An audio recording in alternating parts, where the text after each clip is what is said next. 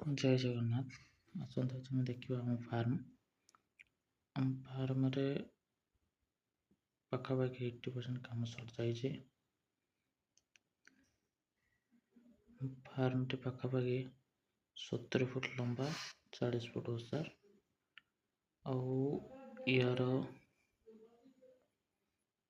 चारि साइड रे 3 फुट लगा कांथ उठाई तापर जाली लगाई फार्म भितर गोटे घर भी अच्छी आसता को भी आम देखा। फार्म भी काम चलती जाली काम चलती गोटे कौ फार्म हम से आपको आम लास्ट को कहबू।